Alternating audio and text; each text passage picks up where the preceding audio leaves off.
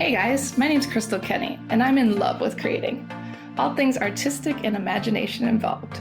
I'm an American girl who chased her creative dreams all the way to Paris, France, making a living using photography. This podcast takes you inside the stories of all the artsy folks I've met along the way and gives you that extra push to discover your creative gifts. The desire to create is deeply inside each and every one of us, and I give you the tools and inspiration to find a new way of living a more creative life. This is La Vie Creative, the podcast.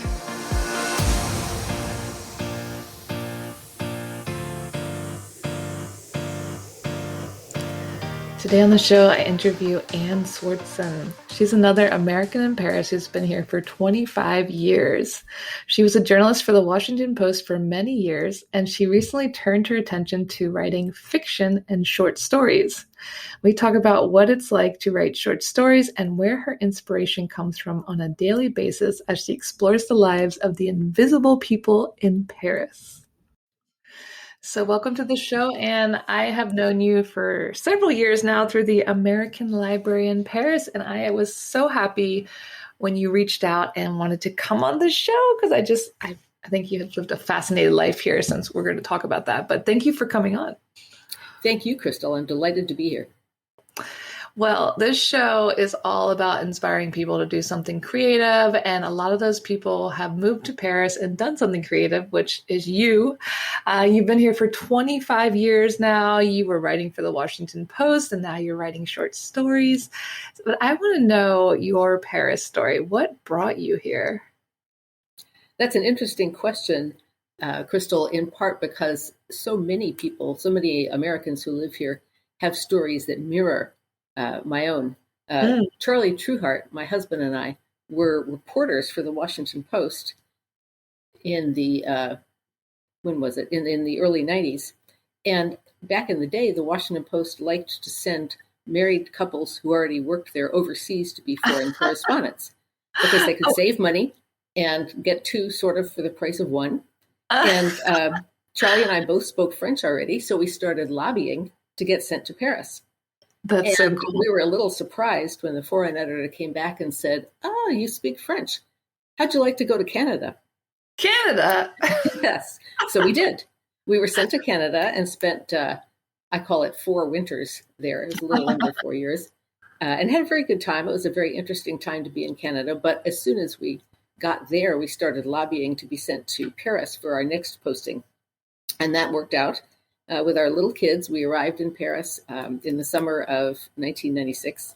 Wow. And became correspondents for the Washington Post in Europe. I wrote, as I always have, about economic matters. So the dawn of the euro, for instance, or various economies, corporate scandals, that kind of thing. And Charlie covered France and Europe and politics. And we both had spent extensive time in Paris before. Charlie had been a child here. I had spent my junior year in college here in Paris. Wow. And I had also, my first journalism internship was in Paris. Oh, so you were familiar. That's right. Yeah, exactly. It all comes together. So when time came for us to return to Washington, the Washington Post wouldn't let us stay on. That wasn't policy. And we basically decided we liked Paris better than we liked the Washington Post, even though we liked the Washington Post just fine. And I was able to get a job with Bloomberg. And Charlie, sometime after, speaking of creative, sometime after he wrote a novel, became the director of the American Library, as you know. So we've been here ever since. We're French citizens. We're very comfortable here. And yet we live in this in-between world that many Americans here do. I don't call myself an expat anymore, but to me, that word applies to someone who's kind of just off the boat. Yeah. I call myself, and people like me, transplants. Yes. Right? We're enracinés. We're rooted here in Paris, but not quite in the same way that someone who was born here is. Yeah, I feel like expat is too fresh. It's too new. Yeah. You've been here for 25 years now. And I mean, that seems so brave to me, bringing like young kids over here. But I guess you guys felt a little safer because you'd both been here. You both spoke French. I mean, from being here for literally decades, how have things changed? Like what are the biggest changes you've seen in Paris? Oh, what an interesting question. I think that France in general is struggling with the fact that its very successful model doesn't work as well as it used to. Mm-hmm. And what I mean by that is that the French have always had a very clear sense of who they are. You Yeah. eat like this, you go to a school like this, you dress like this, you live your lifestyle like this. And that's been, it's created the France that we know and love today. But as France becomes more multi-ethnic, or in many cases recognizes the multi-ethnic populations who are already here, there's a realization that that model needs to expand Mm-hmm. and adapt. Unfortunately, sometimes that realization doesn't occur to the people who should be understanding it. And I Yeah. think that the discussions about racism, about certain kinds of discrimination are, in a way, behind even where the US was in the 60s and 70s in terms of even recognizing there's a problem, at Yeah. least in the government. Mm-hmm. Mm-hmm. Yeah, it's something that's come up a lot. And I mean, as someone who worked in journalism for many years and working here as a foreign correspondent, have you noticed a change in journalism as well? That are they addressing these things more? Has journalism changed since you were writing for the Washington Post here? I think there's some really good foreign journalists working here. I only follow the English language press, but I do see excellent foreign correspondents from the Washington Post, from the New York Times. The New York Times, which has a larger staff in Paris, has done a great job pointing out some of the contradictions in the French approach to, again, to racism or education. And the same thing is true with some of the British correspondents. But I think it's the responses that come to that journalism from the French press are often defensive, not to the point. There's a feeling of how dare you attack us? You're Mm-hmm. foreigners. Mm-hmm. That isn't helpful. Yeah, they take it as like a hit to them, not as like information out there in the world. Yeah, yeah, They and it's take just a great. It's great that there are. In fact, another change that I notice is that there are activists who are out there. Rocaille Gallo being one of the best known, really telling the truth and speaking on media platforms. Mm-hmm. I mean, just to have someone like that on television is actually quite a change. It was, I think, in the early 2000s, I appeared on a TV news program, one of those big panel things, Mm-hmm. with 10 people. It was during the riots in the banlieue, in the Mm-hmm. suburbs, in November 2005. And there were political people, there were Greens, there were right, there were left, there was this, there was that. And not one single person was there from these communities that were Mm-hmm. having the riots. And I actually pointed this out on national television. And there was this kind of stunned silence around the table, and no one knew what to say. And I think now at least we're seeing those voices in the French media. Yeah, yeah, I think there is definitely time. It's been brought up a lot over the years. I mean, I've only been here 10 years and I've seen, they're talking more about these things and you're bringing it to attention. And then, no society or culture is perfect. We all have our demons in the past. So it's nice that you're finally starting to address these things. Yeah, But very much so. I want to switch to what you're doing now. You have switched to fiction. You've been, again, writing short stories. You're focusing on the invisible people, such as a one-man band in the Tuileries, a pickpocket near the Opera, a lonely bus driver. So tell me more about this. What inspired you to start writing fiction? I'm not sure when it dawned on me that this was something I should or could do. I have always loved mystery fiction since I Mm, was a child. I read Nancy Drew and the Hardy Boys, and all the usual series: Agatha Christie, P.D. James, Dorothy Sayers' series featuring Lord Peter Wimsey, which takes place between the two world wars. I think mhm, remains one of the best mystery fiction series of the at least of this century. And the reason for that, and this has to do with what got me into fiction, is that her characters change and evolve from book to book. mhm, So they start out, it's kind of light fiction, and the lead character, Lord Peter Wimsey, is this kind of silly flibbertigibbet. And by the end, 9 books later, he's a much deeper and more profound character. But in any case, that doesn't quite explain why I decided to write fiction. I think my kids were getting older. I had more time on my hands. And I think because I had loved this kind of fiction so much, I just thought, well, let's give it a shot. I started writing a novel.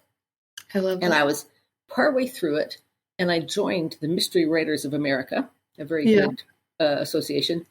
And they announced they were having a contest, a short story contest for an anthology. Mm-hmm. And the theme of the anthology was vengeance. And I was kind of stuck on the novel. I thought, well, maybe I'll just write a story and enter it in the contest and see what happens. Half of the writers for this anthology were very well-known people, Karen Slaughter, Lee Child, that kind of thing. The other half would be selected by blind submission. No one would know your name. So I wrote the story about the one-man band in the Tuileries, and I was selected. Wow. Which was a, great moment.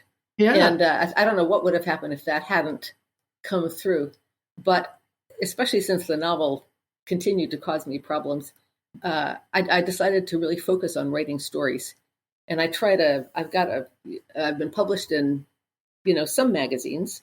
Mm-hmm. And I've always got one in the can. I'm looking for an idea for another one now. I find that ideas come to me in the strangest of ways. One time I was looking for an idea for a short story, and I was walking down the street, and at the end of it, I could see a city bus, was kind of stuck. The driver, who was an apprentice, was trying to make a turn, and he had done it wrong. And his instructor was yelling at him. He was trying to figure out what to do. And just that scene led me to think about what it's like to drive a bus and to be in such a difficult situation. And that resulted in the story about the lonely bus driver who drives the story takes place on one trip of the 69 bus across Paris from Père Lachaise to the terminus at the Eiffel Tower. That story was published in Noir magazine. Oh, nice. That's and so ideas just come from the strangest places. I think that's the wonderful thing about creativity. You just have to kind of sit there sometimes and let it happen to you. You can't force it. Do you feel like boredom needs to happen to be creative? It probably should, but to get to the boredom stage, and I hope I'm not alone in this, I need to put down my phone, put down my iPad, put down my devices, and just let it happen. Yeah. Which is really hard because we have so many things at our fingertips to distract us at this point in our lives. And a lot of my guests talk about the creative whispers, like kind of what you just said. You're in a spot and this idea or this theme just pops into your head. Do you have that as well? Do you have these like creative whispers? Like when you first started writing fiction, was it just out of nowhere that you just like, oh, just going to write this story, That's an interesting question. To me, the key to writing fiction, and this is, they say this in all the fiction guides, it's not new with me, is that you have to just do it. Mm-hmm. I know that's a little contradictory to what I said about just, letting ideas come.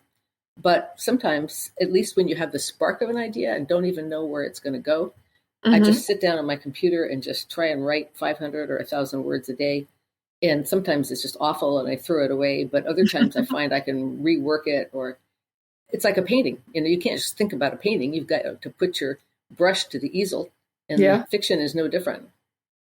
Did you have any of that imposter syndrome when you started writing fiction? Because you were like this journalist, this well-known journalist, a great writer, and writing fiction is the complete opposite of journalism.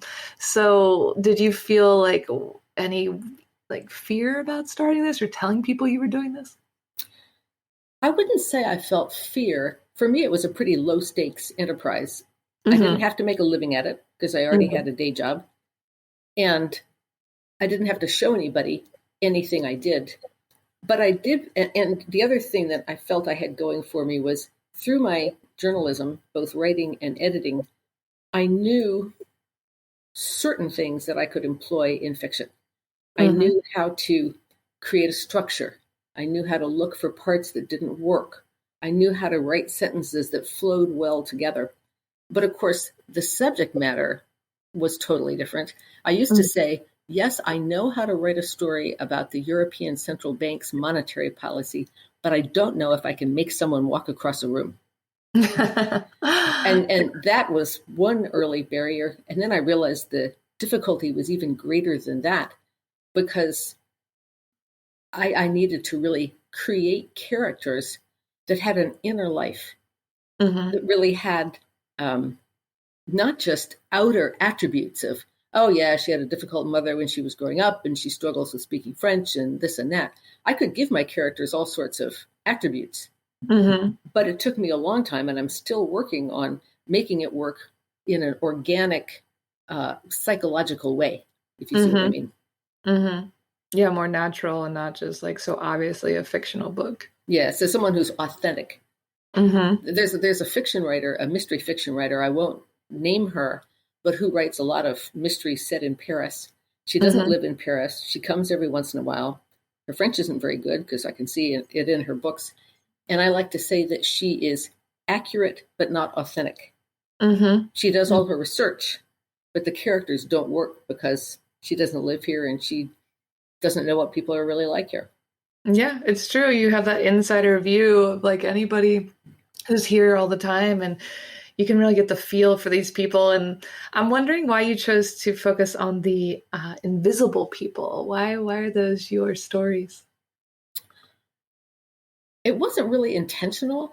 I guess when I started with the one-man band, there actually really is such a person. I don't know if he still is, but I lived on the Rue de Lille in the 7th, near the Boulevard Saint-Germain, and I would run in the Tuileries, and I'd go over a footbridge, the Solferino footbridge, and as you go down the other side, there's a one-man band who, at least at the time, was positioned there, playing for tourists with his hat out and everything. And I'd always been fascinated by him, like what was going on in his head, and did he make a living, and what was he like? And so I had that person in my head. So when I decided to write the story, it seemed easy, not easy enough, but it seemed like an obvious thing to try and put flesh and bones on him, if you will. And then I realized that this was also something I could do that was unique to me. If you look at stories that are set in Paris, at least mystery stories, I certainly don't read the whole panoply, they tend to be a bit cliched. Yeah. They all take place in the Latin Quarter. Or this is not true of French language stories, but if you don't live here, you don't know these, you don't know the SDF sleeping in the tent, and you don't know where that tent came from, or the association that did that. Or I wrote a story about a murder in a homeless shelter. For instance, you don't think about that if you're taking a more distant view of the city. So it was, and also I have a little bit of maybe an underdog complex. I liked writing about people like that because nobody paid attention to them in real life. Yeah, it's true. We need to bring light to some of the other sides of Paris, and I think there's a lot of space for that, as you mentioned. And what were you going to say? Just that as I've gone on, I've also focused more on what are called in French the difficult neighborhoods. Eastern Paris, Le Goutte d'Or. I write about those in my blog. I do a blog every 2 weeks about Paris. And those are the Parisians that tourists don't see. They're just as Parisian as anyone else, and their neighborhoods are just as Parisian as the Place de la Concorde. Yeah. But that's where I go to hang out and get ideas for fiction, and I also blog about it. Oh, you hang around those areas. I do. I'm up in Montmartre, so I'm constantly walking through there to my Barbès and Chateau Rouge. Exactly. It's so funny because I have so many tourists. I see them pop out of Chateau Rouge because it sounds nice. It's like the Red Castle. And then they're like, where are we? Do they get right back on the metro? Yeah, they're in total shock. They look terrified when they pop out of there. They're like, where's the Sacre-Cœur? And when you are trying to get these people to be authentic, these characters, are you interviewing people? Do you pull from, maybe characters you interviewed through journalism? Like, are you able to pull from these stories from your past that were real and turn them into characters? Not per se. I don't go up and ask people to tell me their life story. I don't think that would be well appreciated. I'll sometimes very quietly sit on a bench or in a cafe and just watch someone who interests me. just to kind of see how they react to people or what they're like. Or I'll go up and, buy something they're selling. I did a short story about a souvenir vendor around the Eiffel Tower. And there I really did go up and ask some of those vendors, what's it like and what country do you come from? And I just brought along a big stack of euro coins. I just kept feeding them the coins as they talked. And they were perfectly willing to tell me they came from Senegal or Rwanda or Sri Lanka or what have you. For that one, I really felt like I needed to get to know people. For other ones, I imagine it. I'm really glad you interviewed them. I'm really fascinated by them because as a photographer, I shoot there a lot for vacation portraits, and they're always there early at sunrise with me. We're all there all day long, and they're nice. Like there's been pickpockets and other stuff that tried to attack photographers, and they let us know when like a bad person's around or whatever. And I feel like they're trying to make a living, in the right way. They're not robbing people. And I'm glad someone wrote a story on them because I'm fascinated by them as well. My husband's made friends with all of them. They're all high-five. And when he comes up doing photography, and like you said, these are the invisible people. Like, what is their story? Who are they? Yeah, and everybody lives essentially by French rules, right? They're trying to get along. They're trying to make a life here in France. I got a lesson in that one time when I was showing some friends around the Goutte d'Or, which is, this very vibrant ethnic neighborhood in the 18th arrondissement. And I was showing off to my friends, and I went up to a guy and said, how much are the kumquats, or whatever the fruit was? And he said, Madame, vous n'avez pas dit bonjour. You didn't say bonjour. And he was so right. I was so taken aback, and I apologized to him. It's been a real lesson to me to treat everyone with dignity. Exactly. They expect that anywhere in Paris. You're right. We're all living under the same culture, the same rules. And what do you hope to do with your writing? Say that again? What do you hope to do with your writing? The stories are really destined for magazines. And that's good and that's bad. It's good in that there's a whole coterie of people who read these mystery magazines. Some of them are in print, some of them are online. And the idea is you try to sort of climb the rank and get into better and better magazines. And so that's what I'm working on.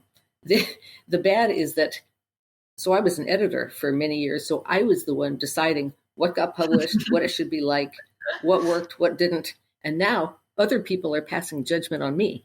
Yeah. And quite often my stories get rejected, and I just have to suck it up and keep moving. So that's a little bit of a change. Yeah, that must feel really strange. Go from that to that. And how do you define creativity? I take a pretty broad definition. I think people who say I'm not creative are giving themselves short shrift. Everybody's got that little spark in their head or their heart or their soul where unknown things come from. And you just have to try it. Don't be afraid. Don't be afraid to reinvent yourself. Don't be afraid to try something new. Nobody's going to judge you. I mean, they might not publish your story in the magazine, but they're not going to think the worst of you.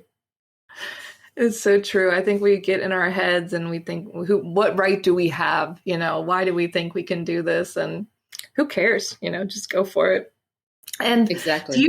Do you think there's a certain creative energy in the city? I mean, so many artists have been here. Do you think that energy's laying around? Like, why are all these artists attracted to Paris? That's another interesting question. Obviously, the beauty of the city stimulates the beauty of what one wants to create.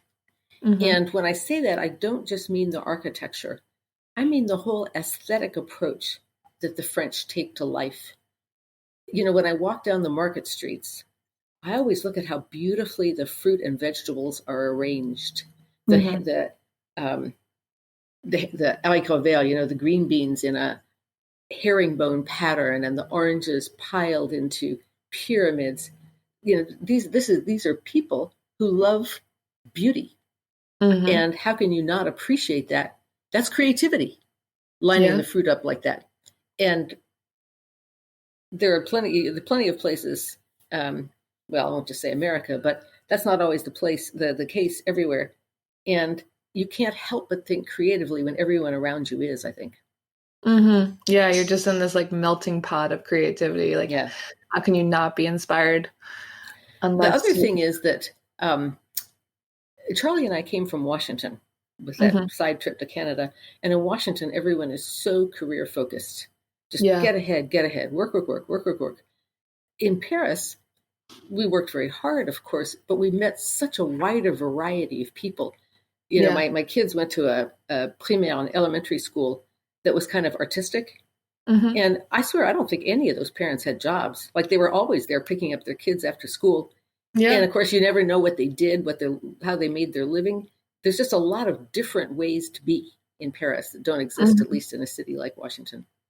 Yeah, that's so true. I'm always shocked that artists can still live here. I have a lot of friends who are painters and kind of starving artists. They don't make much money. They love their work, but they're not earning, but they're here and they have apartments and they survive and they travel. And I don't think Paris has to be just for the rich. Like like you said, there's a lot of ways to be here. Yeah, and even if it doesn't work out, you can go away and try to come back. It doesn't, if you can't make it work this time, maybe it'll work next time. Hmm. Yeah, it's not a one-time do-all. Yeah. And how do you keep your ideas and creativity evolving and changing? I think because I'm relatively new to fiction, I can't say this is true for everyone, but in my case, I evolve because I'm learning. I'll Hmm. go back and look at something I wrote a few years ago and say, well, even if it got published somewhere, if I had it to do it again, I would have done it like that or what have you. When I look at Hmm. the novel that didn't take off, it reads like a first novel. If I were to Yeah. do one again, and I'm not sure I will, I think I would do it very differently. And that's okay. I don't feel bad about what I did at the beginning, but I'm glad that I can keep moving forward. And why might you not do another novel? Why not?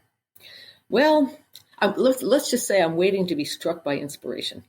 Ah, okay. You need some more boredom. Yes, exactly. And the stories are more of a quick hit in terms of satisfaction. Yeah. A novel you work on for 3 years and it might not get accepted.